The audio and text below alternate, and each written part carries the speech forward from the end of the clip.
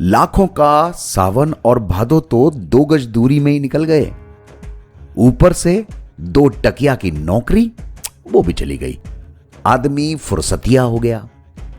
औरतें रोटी सेकते हुए पालने में लेटे शिशुओं को लोरियां सुना रही हैं।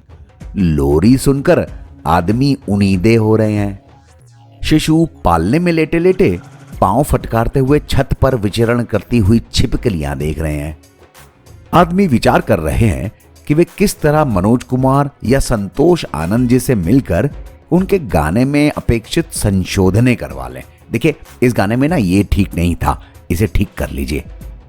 2 धेले की नौकरी पर सावन जाना उपयुक्त रहेगा। वैसे कोरोना ने तो ऐतिहासिक महान पुरुषों द्वारा औरतों के चरित्र चित्रण पर भी किए गए प्रवचनों पर बट्टा लगा दिया है।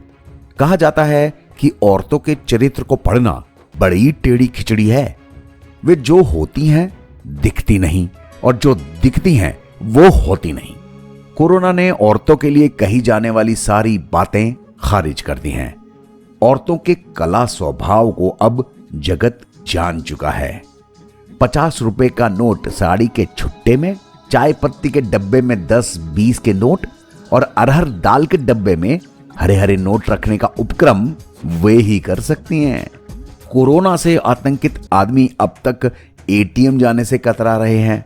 औरतों के घरेलू एटीएम से पिछले कई महीनों से चल ही रहा है ना भैया। नोटों के अभाव में ऑनलाइन ऑर्डर की तादाद बढ़ने लग गई है। कोरोना ने घर में बैठकर ऑनलाइन ऑर्डर करना सिखा दिया। पहले डरते थे पैसा डूब ना जाए, सरकारी आदेश भी थे। शाम का दूध बंद हो गया तो सुबह के दूध से ही दिन निकाल दिया हमारी महिलाओं ने। भले ही गंगा, नर्मदा, झेलम या किसी भी नदी की कृपा बरसी हो, कद्दू टमाटर की सब्जी में जल ही जीवन है की महिमा औरतों ने ही जानी। गणेश जी भी लड्डू खाने को इस बार तरस गए और चले गए। घर के अंदर ही भजन गीत का आयोजन हो गया।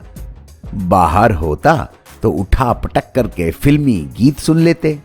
औरतों की महिमा इस कोरोना वायरस के जमाने में परचम चढ़ी।